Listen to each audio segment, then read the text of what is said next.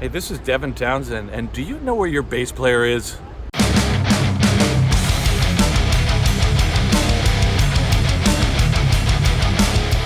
Hey everybody, how's it going? It's Friday. Hope you're going to have an amazing weekend. Just want to thank Mr. Devin Townsend for that amazing intro. Dude, you rule. Anyway, before we get rolling, I just want to let you guys know that this episode is sponsored by Audible. I'll have some more information on that later in the episode. Meanwhile, let's get right to it. Are computers killing culture? You know what? That's a question I think you're expecting a difficult answer to. Honestly, the answer is quite simple. No, computers are not killing culture. Lazy people are. See, there's some amazing computer-assisted artwork out there, like drawings and animation and all that kind of stuff. It's great.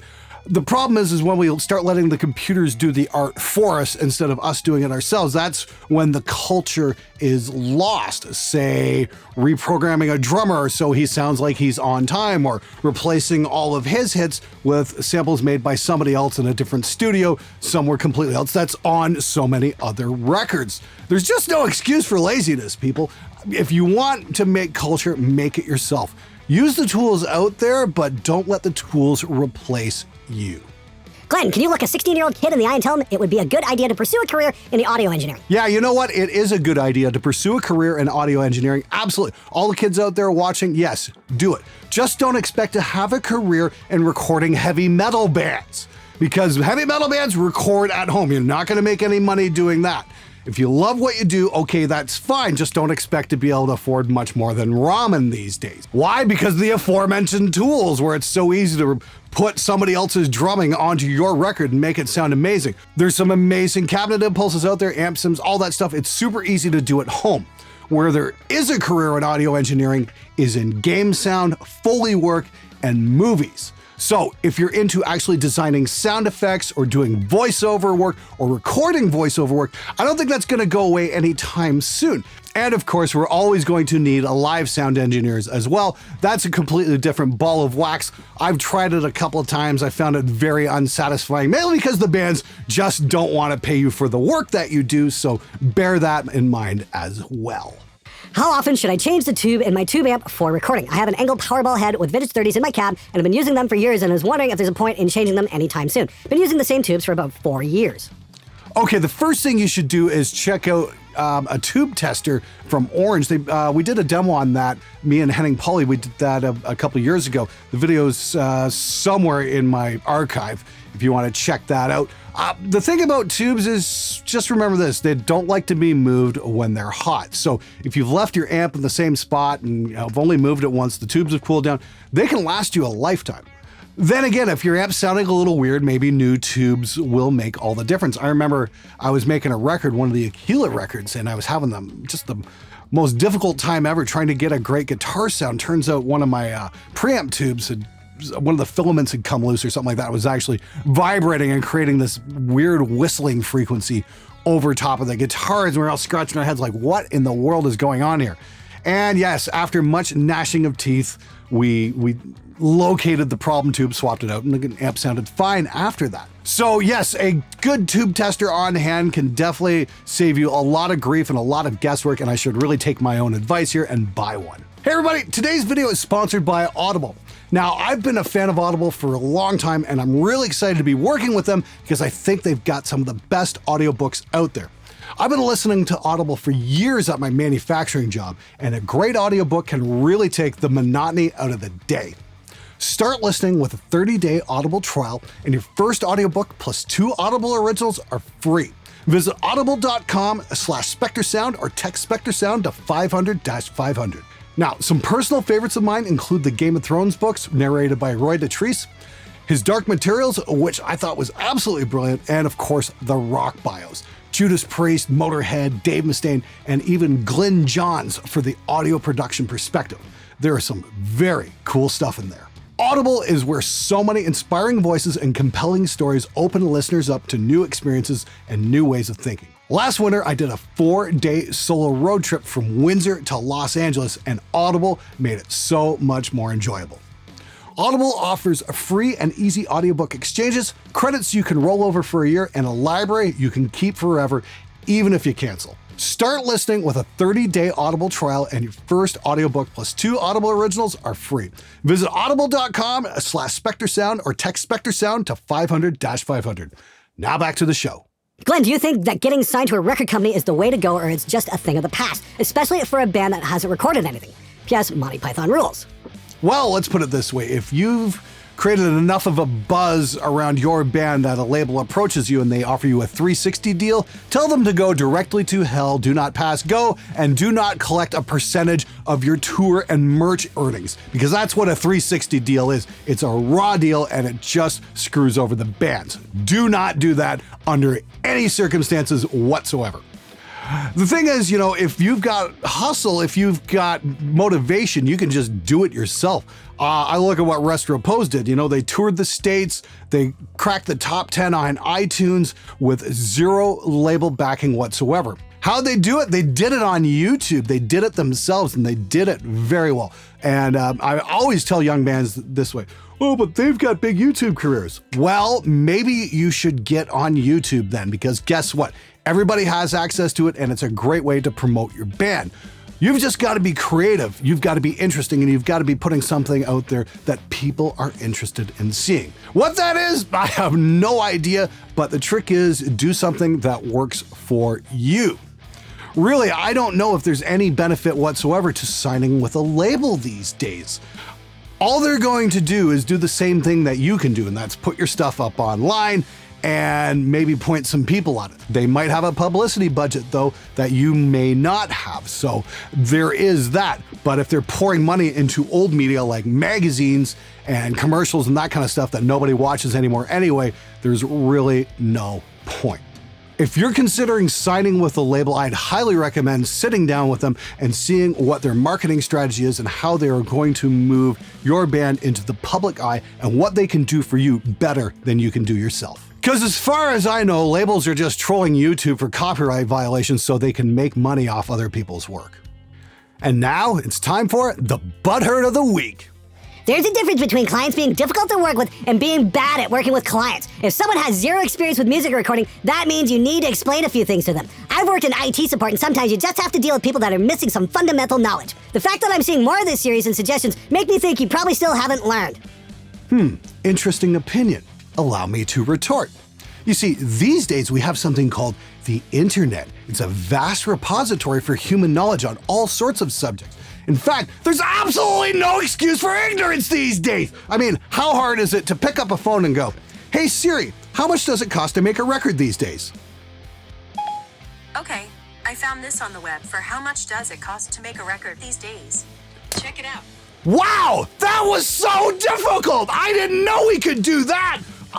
I don't know, maybe try something called Google? Look up, hey, what's involved in the recording process? Or you can just hit up my channel, how to get your band ready for the studio. How to get your band ready for the studio part 2. Gee, it lays it out in plain English so even the bass players can understand. Lacking basic knowledge of even the most fundamentals of recording in a studio these days, there's just no excuse for it when we have so much information available at our fingertips. Lol, I bought a Crate GT 120 HL solid state amp head a while back, and I've got the 5150, and I've got to say it's bloody amazing. The 80s, 90s, and 2000s solid state amps are pretty good. I have no clue why people crap on them so much. In my opinion, solid state is the way to go. Except amp modeling. Still beta compared to everything else. Nothing beats a mic'd up amp. I've got several solid state amps kicking around here, and yes, I'm going to be demoing those out pretty soon. I'm a big fan of those because the cool thing was a lot of them were trying to emulate what tube amps sounded like, and it's really difficult to use an analog circuit to emulate another analog circuit. It just doesn't work that well. The interesting thing was we got a lot of amps with very unique sounds because of it. The Gallion-Krugers and the Suns and that kind of stuff. And we're going to be definitely checking a few of those out because I think they're a lot of fun.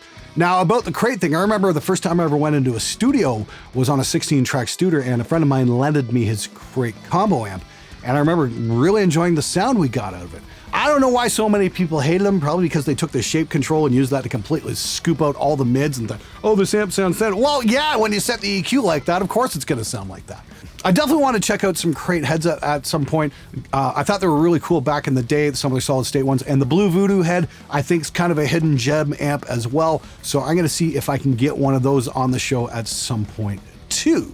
Now, I do have to disagree with you on modeling amps. 10 years ago, you would have been absolutely right, but they've really made some strides. I mean, my two favorite recordings I've heard so far in 2019 were both done with the Line 6 Helix. And I know that sounds like sacrilege coming from me, but I will give credit where credit's due. I'm not a fan of the Spider series. However, I heard with the Mark V version 2 that just came out, there's been a vast improvement in the firmware. I do want to check that out, but I will say this, the Helix is legit. It is really good. Not to mention, you know, the Kempers and the Axe FXs that are around these days all sound really impressive. So I won't diss the digital stuff because I think there's a lot to offer there, actually. That being said, though, yes, we're going to definitely do some videos on some cool old 80s solid-state amps that you might not be able to find even digitally modeled. Hey Glenn, I could use some advice keeping microphones clean, especially shared voice mics. Ick. That's actually something we haven't touched on this show yet. You know, I remember when I was in college, I was checking out my buddy's band. They were called Mud. They were this punk band from Toronto. Kind of like, you know, punk rock Weird Al Yankovic. They were a lot of fun. Anyway, they had this song and it had this weird intro, and I asked the drummer about it. I'm like, what in the heck are you guys saying there? And the line was, mics, too smelly mics. And we're like, what in the world is that all about? And turns out, well, the rehearsal studio that they jammed at, you know, they had these two microphones to sing with. They're all, you know, they're 58s with, you know, the cliched beat up, you know, grills and whatnot, but I guess they stunk because you basically got hundreds of musicians just spitting onto them over the course of several years, and they're just gonna, it's just gross. So for that, I'd recommend this. This is Gobi Labs Microphone Sanitizer. That, maybe pull the grills off, pull the sponge out, and wash that. That would probably be a big help as well. I don't know if that stuff's safe on your condenser mics, so I wouldn't go spraying into that, but like for a dynamic, it should be no problem whatsoever. Hey Glenn, I heard a rumor that most studio engineers would rather a bass player play with a pick because it cuts through the mix better. I want to know your thoughts on this and if it's true. Beats me. All I can say is my own opinion, and my opinion is I really don't care. I've heard guys come in here playing fingerpick style and just absolutely tearing it up.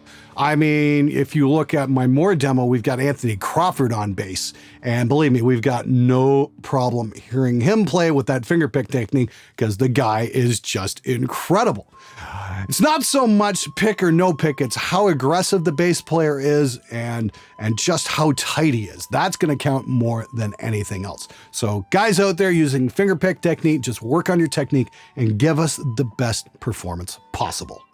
Hey Glenn, love your stuff, mainly stupid musician text. I got a question for you. I've been getting into recording lately, and one of the people who's been teaching me has been adamantly saying, if you record harmonies, don't have the melody playing. He says this about both vocal harmonies and guitar duels. Do you agree with this, and why or why not? Actually, that's the first I've ever heard of that. When it comes to vocal harmonies, you'd think you would want the melody playing so you can harmonize with it. Another strategy would be, and I've done this numerous times with singers trying to learn how to harmonize with their own stuff, is, play the vocal melody out on a fretboard and then figure out the harmony and record that harmony and then have the singer sing to that harmony bit. That can help out a lot. I always find it's a really good idea to have an acoustic guitar laying around the studio so you can work out harmonies like that. It just saves a lot of time. I picked that one up from Bob Rock in the year and a half of life of Metallica when they're doing harmonies for Enter Sandman. I thought that was super cool, and it turns out it's just a great way to work. Now, when it comes to lead harmonies, I've never heard that ever, because especially if you're playing something really intricate, you're going to want that original track playing so you can lock in with it rhythmically. So I don't know where that guy got that from. You guys tell me, what do you prefer? Do you prefer to have the melody track playing with the harmony or not? Hey Glenn, you say you've worked with a lot of bands. What are some of the biggest ones you've worked with, and are there some smaller ones that I should check out? Well, I've worked with a lot of garage bands. That's the great thing about this show is, hey, guess what? I'm basically no different than 98% of you guys out there. I'm just a guy working out of his garage, just struggling to make ends meet. So have I worked on a couple big projects? Yes. The biggest one I ever did was for Jeff Tate's version of Queensryche. When they originally put the record out, the mixes were, well, terrible. One of their fans actually suggested that I remix the album. I wound up getting the multi-tracks, and I remixed the song Everything. And honestly, it was one of the easiest tracks I ever got to mix. The guitar playing was stellar. Paul Bostaph was on drums.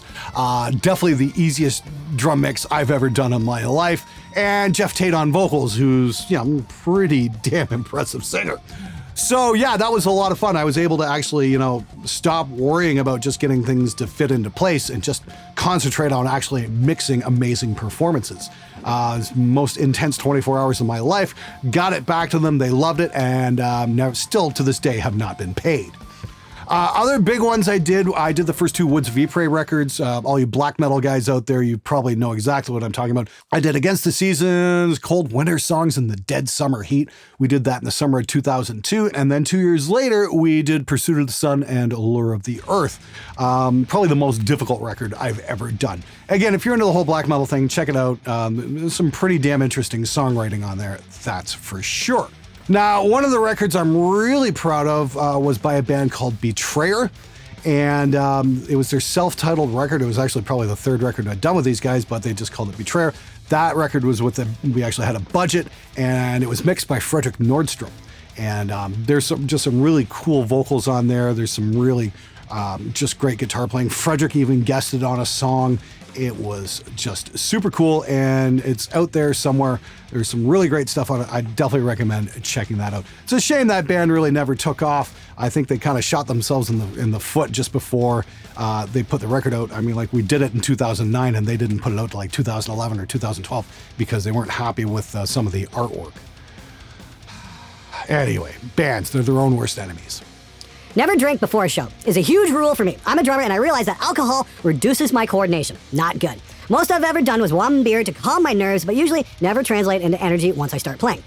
Absolutely spot on, man. I've never understood why anybody would drink before a show. Yes, I understand the whole take the edge off the nerves a little bit, but if you're getting blitzed before you go out on stage, you're not doing yourself any favors. To put it bluntly, there's a difference between taking the edge off and using a crutch. And when you use a crutch to perform, that sucks. It's not going to make you better. It's not going to make you play better. It's just going to make you play worse and probably wind up embarrassing yourself. Now, I know a bunch of you guys are going to go, but Dimebag did it. Yes, and you're not Dimebag. You're not at that level. Dimebag could do it because he was Dimebag, but he was 1 in a million. The rest of us, you know what? We're still kind of bound by human physiology where alcohol is a depressant and interferes with you. How do you feel about viewers sending you their stuff to demo? I have a crappy Marshall solid-state head that I love and used for years, and I want to see what you guys can do with it. Thanks, Glenn.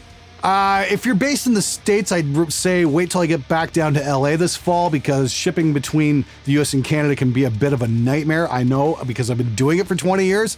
There's all kinds of nasty brokerage fees that couriers like to add on, and it can just wind up being super expensive to do. So yes, I'm definitely down for borrowing some gear from you guys at some point, but let's do it this fall because I know most of you are based in the States. But I'm definitely interested in checking it out. Not sure which one you got. Sounds very interesting. So thanks very much for the offer. It's much appreciated. Glenn, I know how much you hate Line 6. I don't blame you. However, I want to know what you thought of their Valve 212. It was paired with Wagner's preamp, I think. If you do a hidden gem or fearless review, I'd like you to toss that one in the ring, as I rather enjoyed its sound when I started out and it was hella cheap. Well, you know what? I was at Ulrich Wild's place a couple of years back. We were hanging out and talking about gear and amps and that kind of thing. He actually had one of those. It's actually Wagner's power amp with a Line 6 digital front end. Now, for you, those of you guys who don't know, Ulrich Wild did Pantera, Great Southern Trendkill. He did a bunch of the Static X stuff and most of the Death Clock stuff, I do believe. Anyway, I was looking through his amp collection. I'm like, dude, what's up with the Line 6? He's like, actually, that's really great. So that's actually in the pipe. I do plan on doing a review on that at some point because, well, if Ulrich says it's good, you know what? I'm gonna have to check it out because I think it's definitely worth investigating. Might be an odd question, just wondered if you've ever had any project where the drums were slightly off here and there, which you seem to be good with, but the guitars and bass were dead on to the point overall tracks were wavering from each other. If so, how do you tackle it? I can't see you time-aligning drums, so did you untime the guitars and bass, or perhaps if they tracked to the imperfect drums, that such an issue is non-existent as all the instruments would be locked in with each other? You're dead right on the second part. Yeah, I'm fine with a little bit of drift. That's called drumming. We need to put it on records again. I really miss that. A little bit of that push and pull with the beat can definitely add tension and release and emotion. So you guys out there who are time-lining everything, stop it! It sucks! Generally what I'll do is, I'll track the drummer first if we're doing track by track. And once we get the drums figured out, and I'll comp together several takes and just get the best bids, but I'm not going to time the line because I want to hear what the drummer actually played. Once we decide on what the drums are, then we track the guitars to what the drums are. And everything just falls into place, and I don't have to sit there and timeline the guitars or anything like that. Truth is, I've never timelined the guitars, and I've never ever seen the point. So yeah, track your drummer first. Hey man, love your stance on religion. Welcome change from other guitar channels, I gotta say. Well, man, thank you very much. I do appreciate that. And to those who are faithful out there, just remember, I'm not insulting you personally. I just need some actual evidence. Anyway, that's it for this episode. Thank you so much for watching. Thanks for hitting the subscribe button, and always keep those comments and questions coming. And thank you so much to our sponsor, Audible. You can follow the link in the description below and get your hands on some absolutely amazing audiobooks. I've been listening to them for years, and I'm so excited to be working with those guys.